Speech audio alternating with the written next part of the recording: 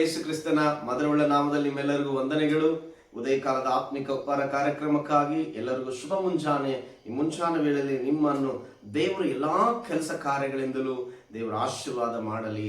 ಸ್ನೇಹಿತರೆ, ಪ್ರಿಯರೇ, ಆತ್ಮೀಯರೇ, ಈ ಮುಂಜಾನೆ ವೇಳೆಯಲ್ಲಿ ದೇವರು ಪ್ರತಿನಿತ್ಯದ ವಾಕ್ಯದಂತೆಯೂ ಈ ದಿನ ದೇವರು ಕೊಟ್ಟಂತಹ ವಾಕ್ಯ ಯೋಬನು ಬರೆದ ಪುಸ್ತಕ, ಅದರಲ್ಲಿ ಸತ್ಯವೇದದಲ್ಲಿರುವಂತಹ ಈ ಪುಸ್ತಕ 34ನೇ ಅಧ್ಯಾಯ, ಅದರಲ್ಲಿ 10ನೇ ವಚನ ಹೀಗೆ ಹೇಳುತ್ತದೆ: ಈಗಿರಲು ಬುದ್ಧಿವಂತರೇ ನನ್ನ ಮಾತುಗಳನ್ನು ಕೇಳಿರಿ. ದೇವರು ಕೆಟ್ಟದ್ದನ್ನು ಮಾಡೋನೆಂಬ ಯೋಚನೆಯು, ಸರ್ವಶಕ್ತನು ಅನ್ಯಾಯವನ್ನು ನಡೆಸುವನೆಂಬ ಭಾವನೆಯು ದೂರವಾಗಿರಲಿ.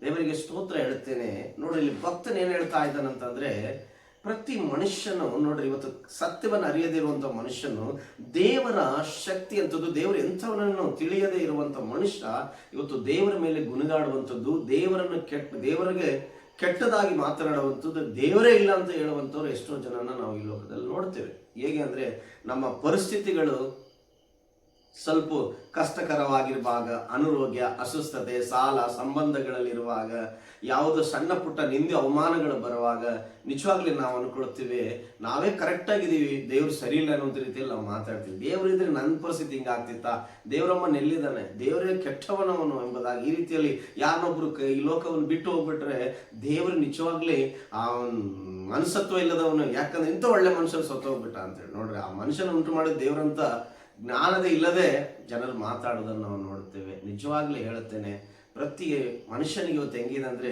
ಜೀವನದಲ್ಲಿ ಎಲ್ಲ ಕರೆಕ್ಟ್ ಇರಬೇಕು. ಆರೋಗ್ಯ ಕರೆಕ್ಟ್ ಇರಬೇಕು, ಮನೆ ಪರಿಸ್ಥಿತಿ ಕರೆಕ್ಟ್ ಇರಬೇಕು, ಅವನ ಅಂದ ಚಂದವಾಗಿರ್ಬೇಕು, ಅವನು ಅನ್ಕೊಳ್ಳುವ ಎಲ್ಲ ಕೆಲಸಗಳು ಕರೆಕ್ಟ್ ಆಗಿ ನಡಿಬೇಕು, ಪಾಪ ಮಾಡಿದ್ರು ಕೂಡ ಅವನು ಕರೆಕ್ಟ್ ಆಗಿ ಇರಬೇಕು, ಪಾಪ ಕೂಡ. ಆ ರೀತಿಯಲ್ಲಿ ಇವತ್ತು ಮನುಷ್ಯ ಹೋಗ್ತಿದ್ದಾನೆ. ಆ ರೀತಿಯಲ್ಲಿ ಅವನಿಗೆ ಸರಿಯಾದ ರೀತಿಯ ಅನುಕೂಲತೆಗಳಿಲ್ಲದಿರುವಾಗ ದೇವರ ಮೇಲೆ ಅವನ ಕೋಪ ಪ್ರಾರಂಭವಾಗ್ತದೆ. ಆದರೆ ಇಲ್ಲಿ ವಚನ ಏನ್ ಹೇಳ್ತದೆ ಅಂದ್ರೆ, ಆ ಕಾರಣದಿಂದ ಈಗಿರಲು ಬುದ್ಧಿವಂತರೇ, ನೋಡಿ, ಬುದ್ಧಿವಂತರಿಗೆ ಹೇಳುವಂತ ಮಾತು, ನನ್ನ ಮಾತುಗಳನ್ನು ಕೇಳಿರಿ. ದೇವರು ಕೆಟ್ಟದ್ದನ್ನು ಮಾಡೋಣ ಎಂಬ ಯೋಚನೆ, ಸರ್ವಶಕ್ತನ ಅನ್ಯಾಯವನ್ನು ನಡೆಸುವನೆಂಬ ಭಾವನೆ ನಿಮ್ಮಿಂದ ಏನಾಗ್ಲಿ ದೂರವಾಗಿರಲಿ ಎಂಬುದಾಗಿ.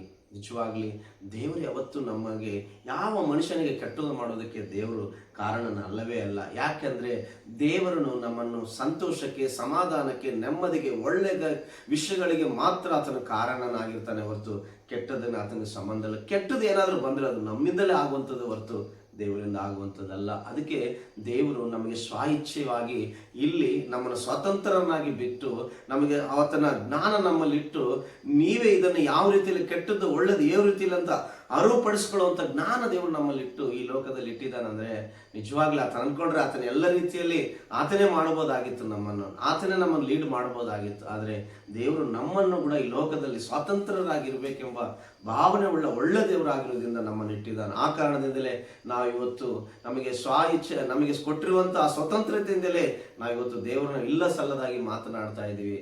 ದೇವ್ರು ನೋಡುವಂತ ಸ್ನೇಹಿತರೆ, ಆತ್ಮೀಯರೇ, ದೇವರು ಯಾವತ್ತೂ ಅನ್ಯಾಯಸ್ಥನಲ್ಲ, ಆತನು ನ್ಯಾಯಸ್ಥಾನೇ ಹೊರತು ಆತನು ಕೆಟ್ಟವನಲ್ಲ, ಆತನು ಒಳ್ಳೆಯವನೇ ಹೊರತು ದೇವರನ್ನ ಯಾವತ್ತೂ ಕೂಡ ನಿಮ್ಮ ಕುಟುಂಬದಲ್ಲಿ ಏನೇ ಪರಿಸ್ಥಿತಿಗಳಾಗಿರಲಿ, ದಯಮಾಡಿ ದೇವರು ಯಾವತ್ತೂ ಕೂಡ ಕೆಟ್ಟವನೆಂಬುದು ಮಾತ್ರ ಮಾತಾಡೋಕ್ಕೆ ಹೋಗಬೇಡ ಎಂಬುದಾಗಿ ಇವತ್ತು ಈ ವಾಕ್ಯ ನಮಗೆ ತಿಳಿಪಡಿಸುವಂಥದ್ದಾಗಿದೆ. ದೇವರ ನಾಮಕ್ಕೆ ಸ್ತೋತ್ರ ಉಂಟಾಗಲಿ. ಒಳ್ಳೇದಾಗ್ಲಿ ಕೆಟ್ಟದಾಗ್ಲಿ ಏನೇ ಆಗಲಿ, ದೇವರು ಮಾತ್ರ ಯಾವತ್ತೂ ಒಳ್ಳೆಯವನೇ. ಏನೇ ನಮ್ಮ ಜೀವನದಲ್ಲಿ ಒಂದು ಸಮಸ್ಯೆ ನಡೀತದೆ, ಅದು ಒಳ್ಳೇದಕ್ಕೆ ಆಗುತ್ತೆ. ಬೈ ಸಪೋಸ್ ಆ ಸಮಸ್ಯೆ ಎಲ್ಲಿಂದ ಬಂತಂದು ನಾವು ಯೋಚನೆ ಮಾಡುವಾಗ ಅದು ನಮ್ಮೊಳಗಿಂದನೇ ಬಂದಿರುವಂಥದ್ದು, ಅದು ದೇವರಿಂದ ಬಂದಿರುವಂಥದ್ದಲ್ಲ.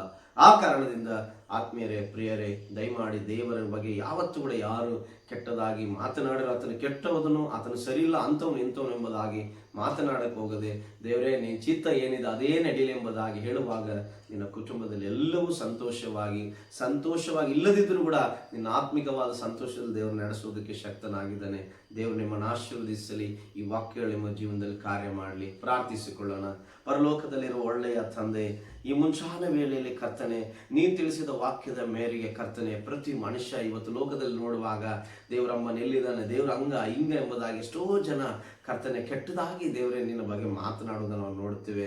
ಆದರೆ ಇವತ್ತು ಈ ವಾಕ್ಯದ ಮುಖಾಂತರ ದೇವರು ಯಾವತ್ತು ಅನ್ಯಾಯಸ್ಥನಲ್ಲ, ಆತನ ಯಾವತ್ತು ಕೆಟ್ಟವನಲ್ಲ ಎಂಬುದಾಗಿ ಈ ವಾಕ್ಯ ತಿಳಿಸುವ ಮೇರೆಗೆ ನಮ್ಮೆಲ್ಲರಿಗೂ ಕರ್ತನೆ ನೀನು ಅರ್ಥವಾಗುವಂತೆ ಮಾತನಾಡಿದಕ್ಕಾಗಿ ಸ್ತೋತ್ರ.